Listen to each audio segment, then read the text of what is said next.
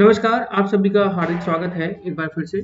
और आज के इस वीडियो लेक्चर में हम लोग डिस्कस करने वाले हैं मगध साम्राज्य के उदय के संबंध में। और ये जो मेरा वीडियो लेक्चर है ये मगध साम्राज्य के उदय पर सेकंड वीडियो है, जिसमें हम लोग शिशुनाग वंश और नंद वंश की चर्चा करेंगे। चलिए स्टार्ट करते हैं। दोस्तों, सबसे पहले जो वंश आया वो हम बात कर चुके हैं हर्यक वंश की, जिसमें बिंबिसार, अजातशत्रु और जो है आपके उदयन नामक शासक थे, जिन्होंने मगध को आगे बढ़ाने में बहुत बड़ा योगदान दिया था। लेकिन इसके बाद जो अगले वंश आए उन्होंने भी मगध को बढ़ाने में बहुत कम योगदान नहीं दिया, बहुत योगदान दिया। जो मगध कभी पहले 80,000 गांवों तक ही सीमित था, वो आज निकलकर हिमालय की तलहटी से और नर्मदा तक पहुंच गया और पूर्व में ये बंगाल की सीमाओं को अतिक्रमित करते हुए पश्चिम की ओर गुजरात तक पहुंच गया। ये अपने आप में एक बहुत बड़ी चीज थी जो कि मगध के संदर्भ में हमको दिखाई देती है। तो अंतिम जो शासक था हर्यक वंश का, उसके बाद जो शासक बना उसका नाम था शिशुनाग। ठीक है, हुआ ये था, पूरी कहानी कुछ इस प्रकार से है कि चारों ओर षड्यंत्र होने लगता है, व्यापक असंतोष छा जाता है, विरोध शुरू होता है। जनता जो है उन पितृहंताओं को हटा देती है, जिसमें आखिरी राजा नाग दशक होता है, और उसको हटाकर शिशुनाग नामक जो एक योग्य सेनापति हुआ करता था उसे वो शासक बना देती है। और शिशुनाग बहुत ही इंपॉर्टेंट शासक है इस वंश का। ठीक है, बहुत इंपॉर्टेंट इसलिए क्योंकि ये प्रथम शासक भी माना गया और इसी के नाम पर नाग वंश पड़ता है। मतलब जो भी बाद में राजा होंगे वो सभी नागवंशी राजा कहलाएंगे। ठीक है, कहा जाता है कि शिशुनाग जो है वो उसे महावंश टीका के अनुसार लिच्छवी राजा की वैश्या पत्नी से उत्पन्न माना गया है और पुराण उसे क्षत्रिय कहते हैं। ठीक है, पुराण उसे जो है क्षत्रिय कहते हैं, जो कहीं हद तक ठीक भी लगता है, क्योंकि ब्राह्मण जो है वो किसी भी निम्न वर्गीय या कलंकित व्यक्ति को शासक नहीं बनने देना चाहते। वो सिर्फ उसी क्षत्रिय को शासक बनने देंगे जो कि उच्च कुल में उत्पन्न हो, उच्च वर्ण का हो। तो ऐसा कभी हो ही नहीं सकता था कि वैश्या से उत्पन्न संतान को ब्राह्मण राजा स्वीकार करते। ठीक है, पुराण कहते हैं कि 5 प्रज्ञोत शासकों ने 138 वर्षों तक शासन किया, जो अपने आप में बहुत इंपॉर्टेंट बात है।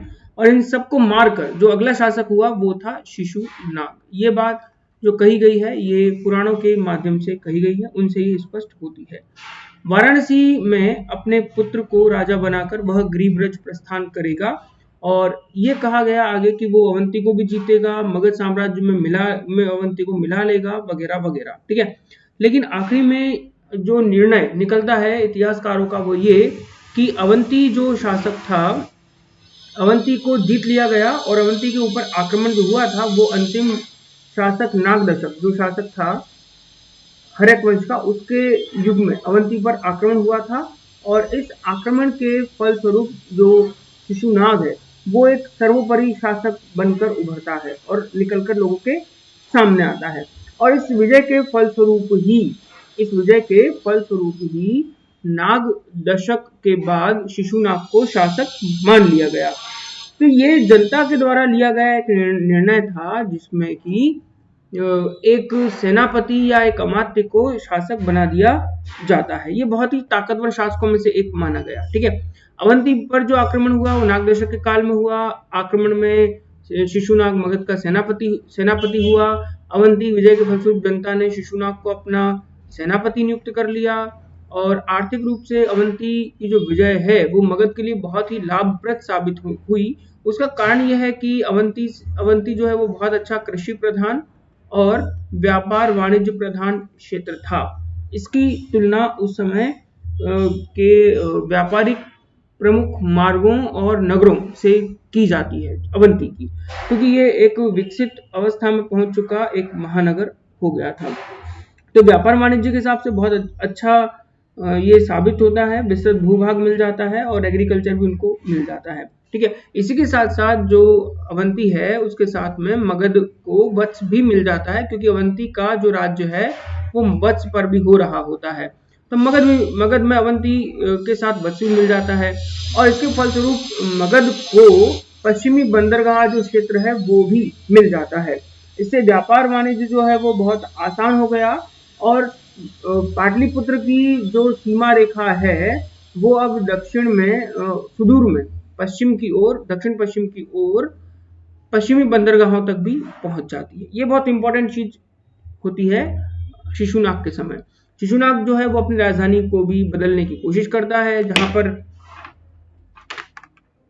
एक तरफ गिरिब्रज राजधानी होता है तो वहीं पर वैशाली नगर को दूसरी राजधानी बनाया जाता है, जो कि लिच्छवियों की वैभवशाली एक नगर था। और इसको राजधानी बनाने का मुख्य उद्देश्य ये भी रहा कि ये अपने आप में व्यापारिक संपन्न नगर और आगे मगध की संपन्नता को प्रदर्शित करे। ठीक है, तो इसके बाद जो शासक हुआ वो हुआ कालाशोक। एक चीज और यहाँ पर हम समझ लें कि वैशाली को ही क्यों बनाया। तो एक बात तो मैंने आपको बता दी है कि भाई व्यापार वाणिज्य के हिसाब से बहुत अच्छी सुंदर नगरी थी, लेकिन एक कारण और था, जो वज्जी लोग थे वो अभी भी पूरे समाप्त नहीं हुए थे। तो वज्जियों पर अधिकार को और कठोर करना, अधिकार संपन्न बनाए रखना अपने आप को, ये एक इम्पोर्टेंट बात थी।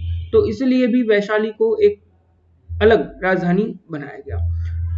शिशुनाग के बाद जो अगला शासक होता है उसका नाम होता है कालाशोक। ठीक है, शिशुनाग जो है वो संभवतः 412 ईसा पूर्व से लेकर और 394 ईसा पूर्व तक शासन करता है। महावंश टीका कहती है कि उसकी मृत्यु के पश्चात उसका पुत्र कालाशोक शासक होगा। कालाशोक शासक होगा। अब पुराण उसे जो है काकवर्ण भी कहते हैं। ठीक है, तो ये इसका उपनाम है। एग्जाम में यहाँ पर क्वेश्चन जरूर आता है, खास तौर पर प्री या फिर जो ऑब्जेक्टिव क्वेश्चंस होते हैं उनमें, कि पुराणों के अनुसार कालाशोक का एक नाम भी था। ठीक है, तो शिशुनाग के बाद और भी शासक बने इस तरह का। इसी के समय जो राजधानी उसका परिवर्तन हो गया, वो परिवर्तन हुआ पाटलिपुत्र के एवज में। पाटलिपुत्र क्या था कि पाटलिपुत्र जो है वो गंगा और सोन नदी के संगम पर बसा हुआ एक नगर था, जो कि चारों तरफ से बहुत ही सुरक्षित था। तो इसलिए मगध की राजधानी पाटलिपुत्र बनाना ज्यादा उपयुक्त होता है। इसी के समय जो बुद्धिस्ट काउंसिल है दूसरी, उसका आयोजन होता है, वो होता है वैशाली में। ये बात आप याद रखेंगे। ठीक है, और इसी के समय जो बौद्ध धर्म है वो दो भागों में बढ़ जाता है, स्थविर और महासांगिक। स्थविर और महासांगिक परंपरागत नियमों में आस्था रखने वाले जो लोग थे वो स्थविर कहलाए, इनको हम परंपरावादी कह सकते हैं। और परंपरा से हटकर जो लोग कहलाए वो कहलाए महासांगिक। यहाँ पर एक बात और आप समझ लीजिए, एक प्रश्न आपके दिमाग में भी उभरेगा कि ऐसा क्यों हो गया। तो देखिए, जब 483 ईसा पूर्व में पहली बुद्ध संगति हुई थी तो उस समय ये कहा गया कि अब हम अगले 100 वर्षों के बाद मिलेंगे। ये बात उस समय तय हुई थी। इन 100 वर्षों में जो बौद्ध धर्म के लोग थे वो दुनिया भर में घूम कर आए थे और दुनिया भर में ये समझ कर जान कर आए थे कि कहाँ पर धार्मिक चीजें किस तरह से काम कर रही हैं और काम चल रहा है। ठीक है, तो उस तरह की चीजों को करने के उद्देश्य से ही और बौद्ध धर्म में और सरलता लाने के उद्देश्य से भी ये काम किया गया कि दो भागों में हम लोग बांट लेते हैं। यही दो भाग आगे चलकर हीनयान और महायान, ये जो था ये महायान में बदल जाता है। हीनयान और महायान में बदल जाता है, जो बहुत ही इंपॉर्टेंट होता है। बाणभट्ट का हर्षचरित्र जो है वो कहता है कि अपने राज्य की सीमा पर घूमते हुए, राजधानी के समीप घूमते हुए किसी व्यक्ति के द्वारा कालाशोक की हत्या कर दी गई। ये संभवतः महापद्मनंद के द्वारा किया गया कार्य था, जो उस समय हमें प्रतीत होता है। इसके आगे ये भी बात कही गई कि कालाशोक ने जो है संभवतः 366 ईसा पूर्व तक शासन किया। उसके बाद उसके 10 पुत्र हुए और 10 पुत्रों ने आने वाले 22 वर्षों तक शासन किया। पुराणों के अनुसार नंदीवर्धन जो है वो शिशुनाग वंश का उपांतिम राजा था और जिसका उत्तराधिकारी महानंदिन हुआ। मतलब नंदीवर्धन जो है ये एक प्रमुख राजा है। प्रमुख मतलब ये 9वें नंबर का है और एक प्रमुख राजा है। और आखिरी जो है वो महानंदिन हुआ। ठीक है, अंतिम जो है वो महानंदिन था नाग वंश का। ये सारे फैक्ट हैं जो आपको याद करने हैं, एग्जाम के पॉइंट ऑफ व्यू से इंपॉर्टेंट है और इनको एज इट इज आप याद कर लेंगे तो ज्यादा अच्छा रहेगा। कालाशोक के उत्तराधिकारी जो हैं वो लगभग 344 ईसा पूर्व तक शासन करते रहे और इसके बाद अगले वंश का नंबर आया जो कि नंद वंश के नाम से प्रख्यात है। ठीक है, और नंद वंश जो है इसकी शुरुआत 344 ईसा पूर्व से होती है और समाप्ति लगभग 324 और कहीं कहीं पर 323 ईसा पूर्व भी हमको देखने को मिलता है। तो नंद वंश में सबसे शक्तिशाली जो राजा होता है या मगध का अगला उत्तराधिकारी जो होता है वो होता है महापद्मनंद। ठीक है, महापद्मनंद के बारे में बहुत सी बातें कही गई हैं, जैसे कि उसी के द्वारा शिशुनाग वंश का अंत किया गया, उसे पुराण जो है महापद्म भी कहते हैं, जबकि महाबोधि वंश उसे उग्रसेन कहता है। उग्रसेन याद रखिएगा, ठीक है, उग्रसेन नाम भी हमको मिलता है, उग्रसेन भी कहता है, ठीक है। इसके बाद भारतीय और विदेशी दोनों ही साक्ष्य कहते हैं कि नंद जो है वो शूद्र है, ठीक है, नंद जो है वो शूद्र है, मतलब निम्न जाति से उत्पन्न है, ठीक है, ये बात कहते हैं। और इसके अनुसार महापद्मनंद जो है वो शिशुनाग वंश के अंतिम राजा महानंदिन की शूद्र स्त्री के गर्भ से उत्पन्न होता है। और विष्णु पुराण में कहा गया कि महानंदी की शूद्रा से उत्पन्न महापद्म अत्यंत लोभी तथा बलवान एवं दूसरे परशुराम के समान सभी क्षत्रियों का विनाश करने वाला होगा। जैन ग्रंथ भी कहते हैं कि वह नापित पिता और वैश्या माता का पुत्र था। आवश्यक सूत्र उसे नापित दास मतलब नाई का दास भी कहते हैं। और महावंश टीका में नंदों को अज्ञात कुल का बताया गया है, जो डाकुओं के गिरोह के मुखिया था और उनसे अवसर पाकर मगध पर उसने बलपूर्वक अधिकार कर लिया। हालांकि ये जितनी भी बातें हमको मिलती हैं सारी की सारी ये बताती हैं कि ये निम्न जाति से बिलोंग करते थे और इनका शासन में हिस्सा लेना अपने आप में एक बहुत बड़ी उपलब्धि उस समय की मानी जाती है कि एक निम्न वंशीय निम्न जातीय व्यक्ति राजा बन बैठता है। जैन मत जो कहे है ना, जैन मत ने जो बात कही है उसकी पुष्टि विदेशी विवरणों से भी हो जाती है, जैसे यूनानी लेखक हुए कार्टियस, ठीक है। तो कार्टियस भी कहते हैं कि सिकंदर के समकक्ष मगध के नंद सम्राट जो है वो अग्रमीज, ठीक है, अग्रमीज जो कि संस्कृत में अग्रसेन या उग्रसेन जैसे शब्दों से मिलकर बना है। तो कहा गया कि उसका पिता जो है उसकी जाति नाई थी। अग्रमीज जो है ये धननंद के बारे में बात कही गई है और इसके जो पिता हैं उसे नाई जाति का माना गया है। ये कहा गया उसमें आर्किटिस के द्वारा भी कि वह अपनी सुंदरता के कारण रानी का प्रेम का पात्र बन गया। उसके प्रभाव से राजा का विश्वास प्राप्त करने में उसने अत्यंत निकटता और हासिल कर ली और राजगद्दी भी हत्या ली। अंततः उसने राजकुमारी की भी हत्या कर दी। वर्तमान में राजा बन बैठता है। ऐसी सारी बातें नंद वंश के शासक महापद्मनंद के बारे में हमें मिलती हैं।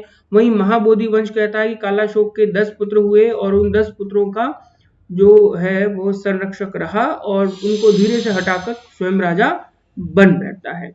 वहीं पर डियोडोरस भी कुछ मत प्रस्तुत करता है कि धननंद का नाई पिता सुंदर स्वरूप का होने के कारण रानी का प्रेम पात्र बन गया। रानी ने अपने वृद्ध पति की हत्या कर दी और अपने प्रेमी को राजा बना दिया और उसी के अधिकार क्षेत्र में अपने बच्चों को भी रख दिया और आगे वो शासन करता रहा। हालांकि जितनी भी बातें मिली हैं मैं उन सब में नहीं पढ़ना चाहता और आपको भी कहना चाहूंगा कि ये चलो ठीक है, वो कोई दिक्कत नहीं है समझने में, लेकिन जो सबसे महत्वपूर्ण चर्चा होनी चाहिए वो ये कि महापद्मनंद ने क्या हासिल किया, मगध को कहाँ पहुंचाया, ये हमारे लिए इंपॉर्टेंट है। तो महापद्मनंद जो है ये सर्वाधिक शक्तिशाली शासक था अब तक, उसे द्वितीय बिंबिसार भी आप कह सकते हैं। इसकी विजय अभियानों का उल्लेख जो है वो पुराणों में भी हुआ है और पुराण महापद्मनंद को कली का अंश कहते हैं, सभी क्षत्रियों का नाश करने वाला कहते हैं, दूसरा परशुराम का अवतार भी इसको कहा जाता है। ऐसे बहुत सारे नाम पुराणों में मिलते हैं। एक क्षत्रिय शासन स्थापना के एवज में उसने एक रट की उपाधि ग्रहण की, जो कि भारतीय इतिहास में अभी तक सबसे पहली बार है। इसके पहले ऐसी उपाधि हासिल नहीं की गई थी, ठीक है। महापद्मनंद ने क्या क्या जीता तो वो हम देख लेते हैं। उसने इक्ष्वाकु जो वंश है उसे जीता। इस वंश के लोग कौशल में राज किया करते थे। इसके बाद उन्होंने पंचाल क्षेत्र जो कि रोहिलखंड क्षेत्र में था उसे इन्होंने जीता। इसके बाद काशी मतलब काशी के जो वंशज हैं उनको जीता। इसके बाद हे नर्मदा नदी के एक भाग पर ये शासन करते थे, इन्हें जीता। इसके बाद कलिंग जो उड़ीसा प्रांत में है उसे भी महापद्मनंद ने बहुत आसानी से जीत लिया। इसके बाद महापद्मनंद ने अश्मक जीता जो कि आंध्र प्रदेश की गोदावरी नदी के तट पर है, इसे जीत लिया। इसके बाद कुरुक्षेत्र जो कि मेरठ, दिल्ली, थानेश्वर के कुछ भागों को मिलाकर बनता है, इसको जीता। मैथिली का जो क्षेत्र है मिथिलांचल जो कि बिहार का कोर भाग है, इसको भी आसानी से उसने जीत लिया। इसी के साथ शूरसेन जो कि ब्रजमंडल की भूमि है, लगभग 285 किलोमीटर का पूरा क्षेत्र है, इसको भी जीत लिया शूरसेन को। और इसके बाद उसने वितिहोत्र जो नर्मदा नदी के तट पर कहीं अवंती के आसपास राज किया करते थे, इन क्षेत्रों को जीत लिया। इस तरह से लगभग 10 से भी अधिक राज्यों को जीतकर उसने एक ऐसा विजयी अभियान बना दिया कि जिससे अब मगध की जो सीमा है वो उत्तर में हिमालय को लगती, दक्षिण में नर्मदा को लगती, तो वहीं पूर्व में बंगाल की खाड़ी तक पहुंच गई और पश्चिम में इसका जो क्षेत्र है वो गुजरात तक पहुंच जाता है। मतलब एक इतने बड़े राज्य की स्थापना इस समय कर दी जाती है जो अपने आप में पहले का दुगने से भी ज्यादा था। तो इस तरह से महापद्मनंद ने एक बहुत ही विशाल राज्य की स्थापना कर दी। खारवेल का हाथी गुफा अभिलेख भी कहता है कि उसने कलिंग विजय कैसे की थी। कलिंग विजय के बारे में कुछ उल्लेख यहाँ पर हमको मिल जाता है। इस अभिलेख में कहा गया है कि नंद राजा जिनासन की एक प्रतिमा को उठा ले गया और उसने कलिंग में एक नहर का निर्माण भी करवाया था। जिनासन जो कि जैन धर्म से संबंधित एक चीज है, ठीक है। और मतलब जिनासन मतलब कि जिन मतलब कि पद्मासन जैसा होता है ना, आलकी पालकी मारकर हम लोग बैठते हैं, ठीक ऐसे ही जिनासन में बैठे हुए जो देवता हैं उनकी मूर्ति को उठा के ले गया, ये बात यहाँ पर की गई, ठीक है। और मैसूर की 12वीं शती का एक लेख मिलता है, उसमें भी नंदों के द्वारा कुंतल प्रदेश को जीते जाने का विधान हमको मिला है, ठीक है। कुंतलों को भी जीत लिया गया था। ये दक्षिण भारत की एक प्रमुख शक्ति थी कुंतल, इसे भी जीत लिया गया, ठीक है। यूनानी भी कहते हैं कि पश्चिमी क्षेत्र पर अग्रमीच के राज्य की सीमा थी, लेकिन अग्रमीच कौन? ये धननंद था, ठीक है, धननंद था। और राज्य की सीमा थी, तो धनानंद ने या धननंद ने तो कोई आक्रमण नहीं किया था उस समय। तो आक्रमण किसने किया होगा? जाहिर सी बात है उसके पिता ने इतने बड़े राज्य को जीता होगा। यहाँ पर पुराण कहते हैं कि महापद्मनंद ने लगभग 88 वर्षों तक शासन किया, लेकिन इतिहासकार इसको नहीं मानते क्योंकि ये संभव नहीं लगता। तो यहाँ पर कुल मिलाकर 28 वर्ष का शासन माना गया और इसके बाद जो अगला शासक हुआ वो था आपका धननंद। इसी के साथ इस पूरे वंश को निम्न वंशीय माना गया, जैसा कि हम पहले भी देख चुके हैं। इसके बाद जो अगले शासक हुए नंद वंश के उत्तराधिकारियों में, तो उनमें हमको संख्या मिलती है 8, ठीक है। तो नंद वंश के उत्तराधिकारी हुए 8, लेकिन उनके बारे में कोई जानकारी हमें नहीं है। हमें जो जानकारी मिलती है वो मिलती है धननंद के बारे में, जो इस वंश का अंतिम शासक था, सिकंदर के समकालीन था। यूनानी लेखक उसे अग्रमीज का पुत्र कह के पुकारते हैं और यूनानियों के अनुसार उसके पास अतुलित धन था, वो बहुत बड़ा धन का लोभी था, इसलिए उसका नाम धननंद था। 20,000 अश्वरोही थे, 2 लाख पैदल सैनिक उसके पास थे, 2,000 रथ सेना थी और 3,000 हाथी थे। जब सिकंदर के द्वारा भारत पर आक्रमण किया गया 325 ईसा पूर्व के आसपास, तो उस समय सिकंदर के सैनिक भी आगे नहीं बढ़ पाए, ठीक है। क्यों नहीं बढ़ पाए? क्योंकि आगे जो राज्य था वो मगध का था और मगध से टक्कर लेना उनके लिए संभव नहीं था। सिंधु नदी और उसके आसपास के क्षेत्रों को जीता, लेकिन पंजाब से आगे नहीं बढ़ पाए। उसका कारण एक ये वाला पॉइंट भी है, जिसमें 20,000 अश्वरोही, 2 लाख पैदल सैनिक और 2,000 रथ और करीबन 3,000 हाथी उस समय उसके पास सेना में मौजूद थे। इसका जो सेनापति था उसका नाम था भद्रशाल, ठीक है। भद्रशाल जो है ये बहुत ही ताकतवर सैनिकों में माना गया है, भद्रशाल को, ठीक है। और इसके बाद धनानंद के बारे में कई सारी अनुश्रुतियां और जो यूरोपीय लेखक है उन्होंने भी कहा है कि ये एक लोभी शासक था, जिसने गंगा नदी में एक गुफा बनाकर बहुत सारे धन को छुपा दिया था। ये कहा जाता है कि लगभग 80 करोड़ की धनराशि गंगा नदी के भीतर एक पर्वतीय क्षेत्र में गुफा बनाई गई, सुरंग बनाई गई और उसके अंदर उसको गड़वा दिया था। इसके अलावा उसने पशुओं के चमड़े, वृक्षों की जो छांव है उसमें रख दिए थे, ठीक है, मतलब वृक्षों की गोंद और खानों के पत्थर आदि भी उसने छुपाए थे और उनके ऊपर भी उसने कर वगैरह लगाया था। इसके समय में जो सबसे बड़ी एक उपेक्षा हुई वो ये कि जनमत को बिल्कुल ही छोड़ दिया गया, जनमत पर कोई ध्यान नहीं दिया जाता, छोटी छोटी वस्तुओं पर भारी भरकम कर लगाया जाता, उन्हें जबरन वसूला जाता और लोगों को खूब मारा कूटा और घसीटा जाता था। इस समय जो है जनता अब नंदों के विरुद्ध हो गई और चारों ही तरफ घृणा और असंतोष का वातावरण व्याप्त हो जाता है। ये जो असंतोष पैदा होता है, इस असंतोष का फायदा उठाकर चाणक्य और चंद्रगुप्त जो है वो धननंद की हत्या कर देते हैं और नए वंश की नींव रखते हैं, जिसे आगे चलकर मौर्य वंश हम कहते हैं। लेकिन आज हम मौर्य वंश के बारे में नहीं जानेंगे, हम जानेंगे नंद वंश के महत्व के बारे में, क्योंकि अभी तक हमने जो देखा उसमें हर्यक वंश जो है उसका एक बहुत महत्वपूर्ण हिस्सा रहा है। उसके बाद नाग वंश का भी एक प्रमुख भाग रहा लेकिन नंद वंश अपने आप में इन दोनों में ही सबसे उपयुक्त जगह रखता है। इसको जानना बहुत आवश्यक है एग्जाम के पॉइंट ऑफ व्यू से भी और हमारे नॉर्मल धारणा के हिसाब से भी। नंद वंश में के समय भारत के सामाजिक और राजनीतिक आंदोलन में एक महत्वपूर्ण बदलाव आता है, ठीक है। और इसको हम भारत के सामाजिक और राजनीतिक आंदोलन का एक महत्वपूर्ण पहलू भी कहते हैं, जिसमें या जिसके केंद्र में निम्न वर्ग का उत्कर्ष, कि निम्न वर्ग जो एक नापित है, नाई है, शूद्र है, ठीक है, वैश्य का पुत्र है, वो उभर कर सामने आता है और राजनीति में वो एक छत्र राज्य की स्थापना करता है। तो ये भारत में एक बहुत बड़ी उपलब्धि होती है, ठीक है, क्योंकि इस समय राजनीतिक दृष्टिकोण से देखें तो एक छत्र राज्य अभी तक कायम नहीं हो पाया। 16 महाजनपद हुआ करते थे, उन महाजनपदों को एक बनाया नहीं जा सका था, उसे केवल नंद वंश के समय ही बनाया जाना संभव हो पाया। इसके द्वारा अपने धन का प्रयोग करके एक ऐसी सेना बनाई गई जिसका उपयोग बाद के राजाओं ने भी किया, और खास तौर पर जब विदेशी आक्रमणकारी आए तो विदेशी आक्रमणकारी भी उसकी एक विशाल सेना से डरते थे और अंदर भारत में प्रवेश नहीं कर पाए, अतिक्रमण नहीं कर पाए।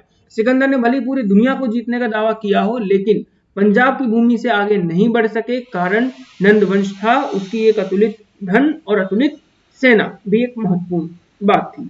इसके समय व्यापारिक दृष्टिकोण में बहुत अधिक बदलाव हुए, ठीक है। ये राजनीति का ही एक तरीका था जिसकी वजह से व्यापार बढ़ पाया, क्योंकि एक छत्र राज्य बना। एक छत्र राज्य होने से अलग अलग क्षेत्रों के व्यापारी बड़ी आसानी से व्यापार करने आ सके, ठीक है। भारत में व्यापार और उससे जुड़ी हुई चीजों में बहुत विकास हुआ और फिर वो दुनिया के अन्य क्षेत्रों में भी जा सका, ठीक है। और हिमालय पार के देशों के साथ इसके व्यापारिक संबंध बहुत आसानी से बन गए। यहाँ के लोग, मगध के लोग साइबेरिया की ओर से स्वर्ण मंगाते थे। जेनोफोन की साइरोपीडिया कहती है कि भारत का एक शक्तिशाली राजा पश्चिमी एशियाई देशों के झगड़ों की मध्यस्थता करने की इच्छा रखता था, जो इस समय भारत की शक्ति को कहीं ना कहीं अत्यंत विशालता की ओर होने का संदेश देती हैं। इसी के साथ साथ वह भारतीय शासकों को अत्यंत धनी व्यक्ति भी कहता है। कौन? जेनोफोन, याद रखना, ठीक है। जेनोफोन जो है ये यूरोपीय है, ठीक है। और इसकी साइरोपीडिया एक बुक है जिसके अंदर वो ये सारी बात करता है। तो हम जिस भी तरफ इशारा देखते हो तो वो नंद वंश ही आता है, क्योंकि धन बहुत ही था और बहुत बड़ी सेना भी इसके पास थी, जिसके दम पर वो इस तरह की बात कर सकता था। इसी के साथ साथ 7वीं शताब्दी में जब चीनी यात्री हुएनसांग आया, जब हुएनसांग भारत आया तो हुएनसांग भी नंदवंशी शासकों की अतुलित संपत्ति होने की कहानी को बताता है कि हाँ, एक राजा था जिसके पास बहुत धन था। उसके अनुसार पाटलिपुत्र में 5 स्तूप हुआ करते थे जो नंदवंश के 7 बहुमूल्य पदार्थों द्वारा सिंचित कोषागारों का प्रतिनिधित्व करते थे। तो ये बात यहां से सिद्ध होती है कि नंदवंश जो है अपने धन और शक्ति के बल पर भारत में एक बहुत ही विशाल स्वरूप धारण कर चुका था, जो विदेशों तक पहुंच चुका था, ठीक है। तो इस राष्ट्रीय एकता की भावना के पनपने के कारण व्यापारिक दृष्टि से विभिन्न देशों से हम संपर्क बना सके, समृद्धि को ला सके और एकत्व की भावना उस समय महसूस की जा सकी, जो इसके पहले नहीं हो सकी थी। इस समय मगध की राजधानी पाटलिपुत्र शिक्षा और साहित्य का प्रमुख केंद्र बन गई, क्योंकि आक्रमण अब होते नहीं थे, क्योंकि बहुत बड़ा राज्य बन चुका था, लड़ाई झगड़ा हो नहीं पाया था। इसके समय व्याकरण के एक बहुत बड़े आचार्य महर्षि पणिनि इसी के दरबार में रहा करते थे और महापद्मनंद के बहुत ही अच्छे मित्र थे। इसी के साथ वर्ष, उपवर्ष, वररुचि, कात्यायन जैसे विद्वान भी नंद काल में ही रहा करते थे और यही उनकी देन माने गए हैं, ठीक है। नंद शासक जो हैं वो जैन मत के पोषक थे और उन्होंने अपने शासन में कई जैन मंत्रियों को नियुक्त किया। सर्वप्रथम उनका जो मंत्री था उसका नाम था कल्पक, ठीक है। कल्पक जो है ये जैन धर्म को मानने वाला था और एक मंत्री था, जिसकी सहायता से महापद्मनंद ने समस्त क्षत्रियों का विनाश कर डाला और धननंद ने जैन अमात्य शाकटाल, याद रखना, ठीक है, धननंद ने जो है शाकटाल, ठीक है, शाकटाल और स्थूलभद्र को अपना अमात्य बताया था, ठीक है, स्थूलभद्र को अपना अमात्य बनाया था और बताया था। मुद्रा राक्षस भी कहता है कि नंदों का जो मत है वो जैन मत था, ठीक है। ये बात मुद्रा राक्षस से भी हमको पता चल जाती है। तो इस प्रकार से हम ये देखते हैं तो इस प्रकार से हम ये देखते हैं कि नंद राजाओं के काल में मगध साम्राज्य राजनीतिक तथा सांस्कृतिक दोनों ही दृष्टियों से प्रगति के पथ पर अग्रसर हुआ। बुद्धिकालीन राजतंत्रों में मगध ही अंततोगत्वा सर्वाधिक शक्तिशाली संपन्न साम्राज्य के रूप में उभर कर सामने आता है और इसके लिए मगध शासकों की शक्ति के साथ साथ प्राकृतिक कारण भी बहुत अधिक काम आते हैं, है ना, बहुत सहायक साबित होते हैं। मगध की दोनों राजधानियां राजगृह और पाटलिपुत्र अत्यंत सुरक्षित भौगोलिक स्थिति में थी। राजगृह पहाड़ियों से घिरी होने के कारण शत्रुओं के द्वारा सुगमता से नहीं जीती जाती थी, कोई आसानी से नहीं जीत सकता था। इसी प्रकार जो पाटलिपुत्र था वो दो नदियों से घिरा हुआ था, एक थी गंगा और एक थी सोन। इन दो नदियों के संगम पर वो बसा हुआ था और एक तरफ खाई थी और चारों तरफ निर्जन वन था, जिससे बहुत आसानी से कोई भी पाटलिपुत्र को जीत नहीं सकता था। सीमावर्ती वन प्रदेशों ने मगध के लोगों को हाथी प्रदान किए और इन हाथियों का प्रयोग करके वो बहुत बड़े बड़े महल बना पाए। ठीक है, हाथियों का प्रयोग करके वो बहुत बड़े बड़े महल बना पाए और लकड़ी हासिल कर पाए, जंगलों को साफ कर पाए, बहुत बड़ी चीज वो कर पाए और लगे हाथ अपनी सेना में भी गज सेना भी उनके द्वारा बना ली गई। मगध क्षेत्र में कच्चा लोहा, तांबा जैसे खनिज पदार्थ थे जिनके उपयोग से मगध शासकों ने अच्छे हथियार बनाए, अच्छे बर्तन बनाए, अच्छी व्यापारिक गतिविधियों में शामिल हो पाए और इसी के साथ साथ जो उत्तरापथ का जो व्यापारिक मार्ग था उस पर भी वे अपना नियंत्रण कर पाए। किसकी वजह से हो पाया? इन्हीं सब संसाधनों की बदौलत हो पाया। ईसा पूर्व 5वीं शताब्दी से ही मगध के जो लोग हैं वो व्यापार वाणिज्य में दुनिया भर में प्रसिद्ध हो गए। अजातशत्रु के काल में मगध का गंगा घाटी के दोनों क्षेत्रों पर नियंत्रण हो गया और यहाँ से कई व्यापारिक मार्ग होकर जाते थे। तक्षशिला से प्राप्त आहत सिक्के यानी पंचमार्ग कॉइन से पता चलता है कि सिकंदर के समय मगध के जो सिक्के थे वो पश्चिम में भी चला करते थे। हो सकता है व्यापार वाणिज्य अच्छा उन्नत रहा हो। तो ये हम कह सकते हैं कि व्यापार का नियंता मतलब रेगुलेटर कौन बन बैठा? तो वो बन बैठा मगध। कौन बन बैठा? मगध बन बैठा। और यहाँ पर इसी वजह से आर्थिक समृद्धि हो पाई और साम्राज्यवाद का विकास भी आर्थिक समृद्धि के कारण भी हो पाया। तो इस तरह हम समझ पाते हैं कि नंद वंश का जो योगदान है वो भारतीय इतिहास मगध के उत्कर्ष में बहुत विपुल रहा और इसी वजह से मगध इतना बड़ा शासन स्थापित कर पाया। तो अब देख लेते हैं मगध के शासक के पूरे तौर तरीकों को कि किस प्रकार से मगध ने उत्तरोत्तर फैलाव को पाया था। तो देखते हैं, सबसे पहले हम लोग देखेंगे तो ये आपको दिखेगा, है ना, स्टार्टिंग से स्टार्ट करेंगे। पहला शासन है बिंबिसार का, फिर देखिए अजातशत्रु का, फिर आया आपका नंद डेस्टिनी, फिर आया आपका चंद्रगुप्त मौर्य। चंद्रगुप्त मौर्य के आखिरी पड़ाव का ये है 273 ईसा पूर्व के आसपास। फिर आया अशोक, फिर आया पुष्यमित्र शुंग। ठीक है, तो आप देखेंगे कि पहले बिंबिसार, फिर अजातशत्रु, फिर उसके बाद आपका शिशुनाग, फिर नंद वंश, फिर इसके बाद चंद्रगुप्त मौर्य। चंद्रगुप्त मौर्य ने लगातार अपने राज्य को बढ़ाया और इसके बाद बिंदुसार और अशोक ने उस राज्य को बढ़ा दिया, लेकिन पुष्यमित्र शुंग के समय राज्य जो है वो छोटा हो जाता है। तो आप देख रहे होंगे पहले छोटा, फिर उससे बड़ा, फिर उससे बड़ा, फिर उससे बड़ा और एक समय आया कि लगभग इतना बड़ा भाग भारत में शामिल है। मतलब इतने बड़े क्षेत्र पर राज्य था जितने के लिए अंग्रेज लालायित होते रहे कि हम इतने बड़े राज्य को जीतेंगे और उनके द्वारा भी जीता जाना संभव नहीं हो पाया। ठीक है, अगले वीडियो में मिलेंगे जिसमें हम जानेंगे भारत पर हुए विदेशी आक्रमणों को। उसके बाद हम देखेंगे मगध के अगले शासक वर्ग। ठीक है, चलिए बहुत बहुत धन्यवाद आप सभी का। इसी तरीके से आप हमसे जुड़े रहें। लगे हाथ आप आज के प्रश्न को लेते जाइए जिनको आपको लिखना है। सभी प्रश्न आपको 100 वर्ड्स में लिखना है। ठीक है, आज के प्रश्नों में शामिल है मगध के उदय में आपको क्या प्रमुख कारण दिखाई देते हैं, सविस्तार समझाइए। बिंबिसार एक दूरदर्शी शासक था, अपने शब्दों में समझाइए। चंद्रगुप्त मौर्य को मगध विकसित